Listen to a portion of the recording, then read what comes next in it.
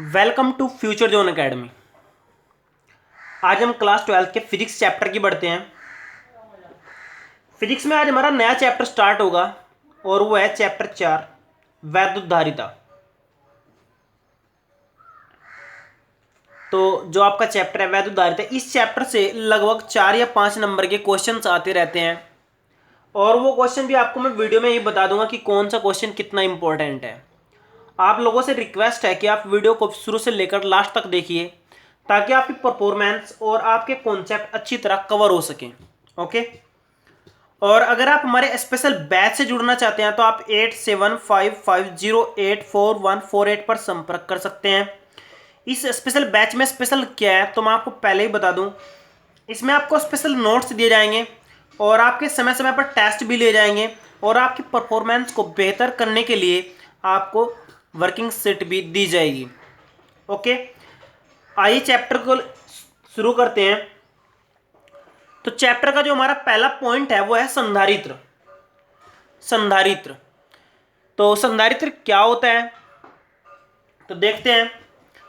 संधारित्र ना हमारे पास एक ऐसी डिवाइसेस होती है, इलेक्ट्रॉनिक डिवाइसेस होती है, ऐसी इलेक्ट्रॉनिक युक्ति होती है जो है ना आवेश को ग्रहण करती है। क्या करती है? आवेश को ग्रहण करती है और उसको इकट्ठा करती है, संग्रह करती है। यानी क्या करती है? संग्रह करती है ताकि जो हम डिवाइस चलाना चाहते हैं, जो भी उपकरण हम चलाना चाहते हैं वो जले नहीं, फूके नहीं। एक इसका एग्जांपल देता हूं मैं आप लोगों को। मान लो हमारे पास एक छत का पंखा है, तो ये आपकी छत है और ये पंखा आपका लटक रहा है। तो जब आप इसकी डोरी में है ना करंट देंगे तो करंट पहले किस में जाएगा? कंडेंसर में जाएगा। कंडेंसर का क्या कॉन्सेप्ट होता है? तो वह है ना पहले से करंट को रोक करके रखता है और धीरे धीरे पंखे में थोड़ा थोड़ा करके करंट को भेजता है ताकि पंखा आराम से घूम सके। बाई चांस अगर आपका कंडेंसर नहीं होता तो क्या होता? करंट सीधा एकदम से आता और पंखा एकदम से घूमता और एकदम से फूक जाता, क्योंकि वो एकदम से इतनी स्पीड नहीं पकड़ पाता जितनी से स्पीड दी गई है। तो इससे बचने के लिए है ना हमारे पास संधारित्र तैयार किया गया है। तो संधारित्र क्या होता है? एक ऐसा उपकरण होता है जो आवेश के संग्रह के लिए प्रयुक्त किया जाता है। तो आप लोग इसको समझ गए होंगे। आइए नेक्स्ट हेडिंग की ओर बढ़ते हैं। नेक्स्ट हेडिंग है हमारी पदार्थों का वर्गीकरण। तो आप लोगों ने पहले भी पढ़ा है, फिजिक्स के चैप्टर 1 में भी पढ़ा है। तो पदार्थों का वर्गीकरण कितने प्रकार का होता है तो हम इसको बता देते हैं एक बार। पदार्थ सामान्यतः 4 प्रकार के होते हैं। तो पहला आपका चालक होगा, दूसरा आपका वैद्युत रोधी होगा, तीसरा आपका परावैद्युत होगा, चौथा आपका अर्धचालक होगा। इनके बारे में हमने पहले चैप्टर में पढ़ा भी है, लेकिन मैं एक बार रिपीट कर देता हूं। तो चालक आपके क्या होंगे? जिनकी चालकता ज्यादा होती है, जिनमें विद्युत और ऊष्मा का सुचालन होता है, यानी आसानी से करंट पास हो सकता है।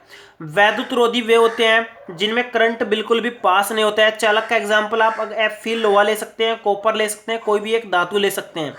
वैद्युत रोधी आपकी लकड़ी हो गई, रबड़ हो गई, यानी वे पदार्थ होते हैं जिनमें चालन बिल्कुल भी नहीं होता है, ऊष्मा और विद्युत का चालन नहीं होता है। परावैद्युत भी आपके वैद्युत रोधी ही होते हैं, लेकिन इनकी एक खास बात होती है। क्या खास बात होती है? जब इनको आप है ना वैद्युत क्षेत्र से हटा देंगे तो इनके अंदर थोड़ा सा वैद्युत बच जाता है, जिसके कारण ये प्रक्रिया करनी शुरू कर देते हैं। तो चौथा जो आपका पॉइंट है अर्धचालक है। अर्धचालक आपने केमिस्ट्री के फर्स्ट चैप्टर में भी बहुत अच्छे से कवर किए हैं। अर्धचालक आपके वे होते हैं जो ना तो चालक ही होते हैं और ना ही आपके अचालक यानी वैद्युत रोधी होते हैं। इन दोनों के क्या होते हैं? बीच में होते हैं, यानी कि चालकता इनसे चालक से कम होती है और वैद्युत रोधी से क्या होती है? थोड़ी ज्यादा होती है। तो इसके एग्जाम्पल आपके एसन यानी जर्मेनियम हो सकता है इसका एग्जाम्पल, सिलिकॉन ले सकते हैं। ये सब इसके बहुत अच्छे एग्जाम्पल हैं। आइए नेक्स्ट हेडिंग की ओर बढ़ते हैं। तो नेक्स्ट हेडिंग है हमारी भंजक विभवांतर। मैं आप लोगों को बताऊं, ये बोर्ड में कई बार पूछी गई है। वेरी वेरी इंपॉर्टेंट हेडिंग है आपकी, वेरी वेरी इंपॉर्टेंट हेडिंग है आपकी भंजक विभवांतर।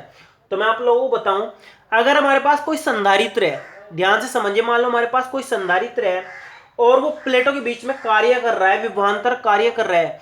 इसको जो विभव दिया जाएगा, या फिर आप इस तरह समझिए, जो आपका पंखे का कंडेंसर है, जब आप उसको पीछे से सप्लाई देंगे, करंट देंगे, और ये इस प्रकार काम कर रहा है कि इस सप्लाई से इसको ज्यादा सप्लाई नहीं दे सकते। अगर जरा सी भी ज्यादा दी तो ये आपका क्या हो जाएगा? खराब हो जाएगा, फूक जाएगा। तो वो जो विभव जिस पर ये कार्य कर रहा है उसको बोलते हैं भंजक विभवांतर। तो परिभाषा आप क्या कहेंगे? संधारित्र की प्लेटों के बीच वह विभवांतर जिस पर प्लेटों के बीच रखे प्राकृतिक पदार्थ में वैद्युत भंजन ठीक प्रारंभ होने की स्थिति में, वैद्युत भंजन यानी ये खराब होने की ठीक प्रारंभ स्थिति में हो। अगर आपने जरा सा विभव ज्यादा दिया तो ये आपका भंजक हो जाएगा, टूट जाएगा, खराब हो जाएगा। तो इस विभव को हम क्या बोलते हैं? भंजक विभवांतर बोलते हैं। ओके, आइए नेक्स्ट हेडिंग की ओर बढ़ते हैं। विद्युत धारिता की अभिधारणा। तो धारिता, धारिता का मतलब क्या होता है? ग्रहण करना यानी धारण करना। तो आप लोग समझ सकते हैं धारण करना, धारिता का मतलब क्या होता है? धारण करना। तो प्रत्येक बर्तन की एक निश्चित धारिता होती है। अगर मैंने क्या किया, 1 लीटर का बर्तन लिया तो इसकी धारण क्षमता कितनी होगी? 1 लीटर होगी। तो इसी प्रकार विद्युत में भी क्या होता है? उपकरणों की एक धारिता एक निश्चित होती है, तो उसको हम क्या बोलते हैं? धारिता बोलते हैं। तो इसी प्रकार देखा गया कि प्रैक्टिकली देखा गया, एक्सपेरिमेंट बेस पर देखा गया, अगर हम इसको आवेश देते हैं, किसी भी उपकरण को क्या देते हैं? आवेश देते हैं, तो उस पर जो विभव होता है वो धीरे धीरे बढ़ने लगता है। तो जो आपका आवेश होता है वो विभव के अनुक्रमानुपाती होता है, अर्थात क्या हुआ? क्यू अनुक्रमानुपाती वी। तो एक कॉन्स्टेंट लेते हैं सी वी। तो ये जो आपका सी है इसी को हम धारिता बोलते हैं। क्या बोलते हैं? विद्युत धारिता बोलते हैं। ये किसके बराबर हो जाएगी? क्यू बटे वी के हो जाएगी। आप याद रखिए, जब आप आवेश किसी उपकरण को दे रहे हैं तो उसका विभव धीरे धीरे बढ़ने लगता है। तो हम देखते हैं कि आवेश और विभव एक दूसरे का अनुक्रमानुपाती है। जब आप आवेश दे रहे हैं तो विभव बढ़ रहा है, तो इसका मतलब यहाँ पर एक कांस्टेंट लेंगे। जो कांस्टेंट है उसको क्या बोलते हैं? विद्युत धारिता बोलते हैं। सी बराबर क्यू बटे वी। अगर इसके मात्रक की बात करें तो मात्रक कूलाम प्रति वोल्ट होगा। कूलाम प्रति वोल्ट क्या होगा? कूलाम प्रति वोल्ट। लेकिन इसका सामान्य मात्रक लेकर चलते हैं फैराड। क्या लेकर चलते हैं? फैराड। आप याद रखिए, क्या मात्रक लेकर के चलते हैं? फैराड। और एक बात और हमेशा याद रखिए, फैराड विद्युत धारिता का बहुत बड़ा मात्रक है, इसलिए इसको हम किस चीज में नापते हैं? माइक्रो फैराड में नापते हैं, पिको फैराड में नापते हैं। माइक्रो का मतलब 10 की पावर -6, पिको का मतलब 10 की पावर -12, नैनो का मतलब 10 की पावर -9। तो आप यहां पर ध्यान दीजिए कि C बराबर क्यू बटे वी। क्यू का मतलब कुलाम और V का मतलब वोल्ट। तो कुलाम प्रति वोल्ट भी इसका एक मात्रक होता है। और दूसरा मात्रक इसका क्या होता है? फैराड होता है। और चूंकि फैराड बहुत बड़ा मात्रक होता है तो इसे माइक्रो फैराड, पिको फैराड या नैनो फैराड में नापते हैं। आइए नेक्स्ट हेडिंग की ओर बढ़ते हैं। तो नेक्स्ट हेडिंग है हमारी विलिखित गोले चालक के कारण धारिता। आप एक बात ध्यान दें, अगर आपको किसी के भी कारण धारिता निकालनी तो आपको क्यू यानी आवेश निकालना होता है और वी यानी वैद्युत विभव निकालना होता है। तो हम क्या करते हैं?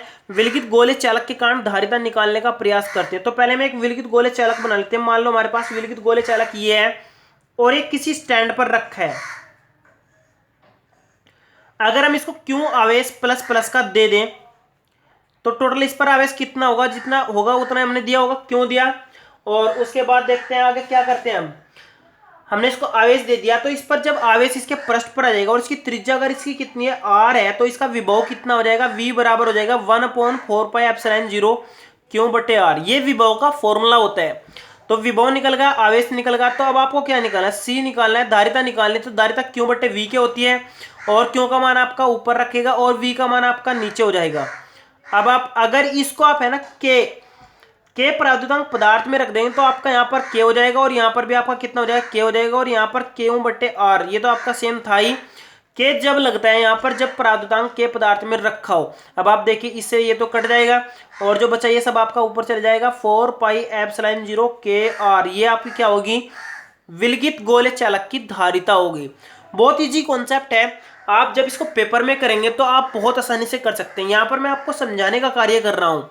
और आप ध्यान दीजिए, मैंने अभी बताया आपको धारिता आपकी कैसे निकले? क्यों बटे वी से। क्यों का मान आप यहाँ से रखेंगे, वी का आपका फॉर्मूले से निकाल लिया गया है। तो जैसे मान रखेंगे तो हल करने के बाद आपका C बराबर 4πε0 के आर आ जाएगा। आइए नेक्स्ट हेडिंग की ओर बढ़ते हैं। तो नेक्स्ट हेडिंग है हमारी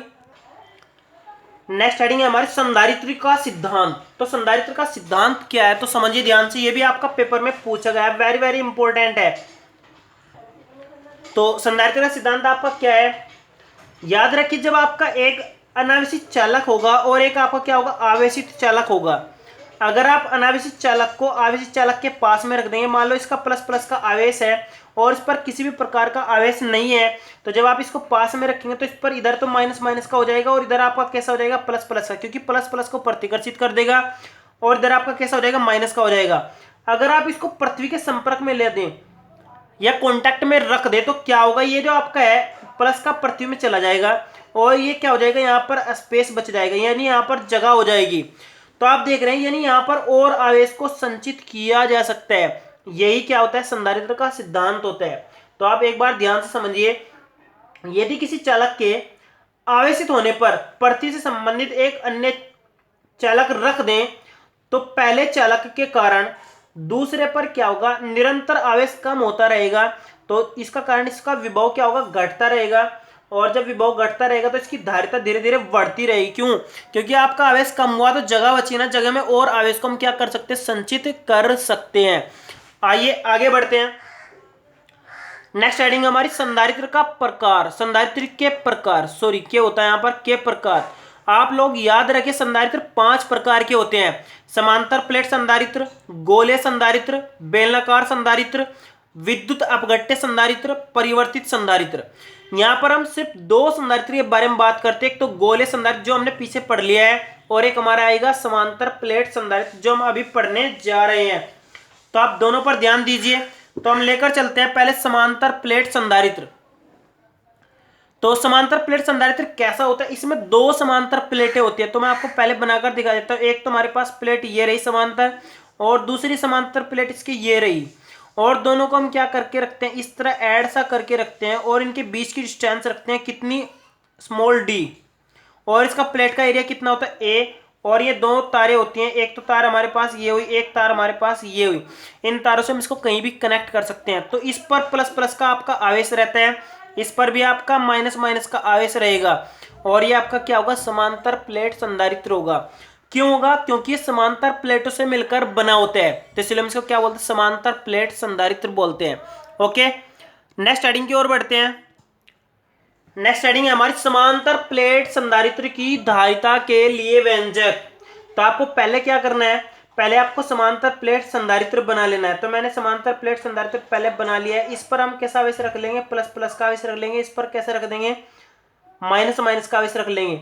और यहाँ से यहाँ तक की दूरी छोटा डी मान लेते हैं। इसका एरिया कितना मान लेते हैं, ए मान लेते हैं। और परावैद्युतांक कितना मान लेते हैं, के परावैद्युतांक में हम इसको रख लेते हैं। पदार्थ का परावैद्युतांक कितना मान लेते हैं, के मान लेते हैं।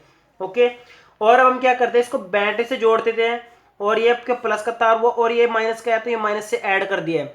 सपोज करो V विभव के कारण इस पर कितना आवेश आ गया, क्यों आ गया, कितना आवेश आ गया, क्यों। तो अब आप ध्यान दीजिए यहाँ पर, तो आपका जो फॉर्मेट होता है, अगर ये प्लस प्लस का आवेश है तो पृष्ठीय आवेश घनत्व आपका कितना होता है, सिग्मा होता है। सिग्मा बराबर कितना होता है, क्यों बटे, सिग्मा बराबर कितना होता है, क्यों बटे ए, एरिया क्यों बटे ए।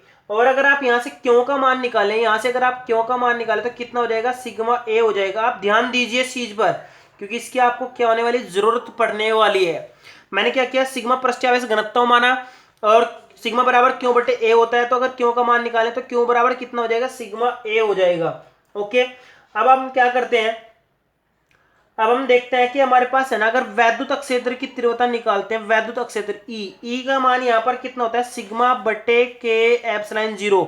याद रखना, प्लेट के कारण जो आपका वैद्युत क्षेत्र की तीव्रता होती है वो कितनी होती है, सिग्मा बटे के एप्सिलॉन 0। आपको क्या क्या निकालना होता है, आपको एक तो आवेश निकालना होता है जो आपने पहले ही याद कर लिया, एक आपको क्या निकालना होता है, विभव। तो विभव आपका कितना होता है, ई गुना डी होता है। और ई का मान अब जब आप यहां से रखेंगे तो के एप्सिलॉन 0 हो जाएगा, और ये आपका हो जाएगा कितना, डी। आपका विभव भी ज्ञात हो चुका है। अब आपको क्या करना है, सिर्फ फॉर्मूला रखना है, और फॉर्मूला रखकर मान निकालना है। सी बराबर कितना होता है, क्यों बटे वी। क्यों का मान आप यहां से रख देंगे, सिग्मा ए यहां से रखा है मैंने, और वी का मान आप यहां से रख लेंगे, सिग्मा डी बटे के एप्सिलॉन 0। और यहां पर आपका ध्यान दीजिए, यहां पर आपका क्या हो जाएगा, सिग्मा से सिग्मा कट जाएगा, और सी का मान आ जाएगा, ये ऊपर पहुंच जाएगा के एप्सिलॉन 0 ए बटे डी। आप एक बार और ध्यान दीजिए, मैं आपको एक बार दोबारा से समझा रहा हूं। आपको क्या करना है, ये दोनों प्लेट मान लेनी है, प्लेटों पर आवेश क्यों मान लेना है, और सिग्मा जो आपका पृष्ठीय आवेश घनत्व हो क्यों बटे ए रख लेना है। ये क्यों बटे ए के बराबर ही होता है, वो क्यों का मान यहां से निकाल लेना, कितना, सिग्मा ए हो जाएगा।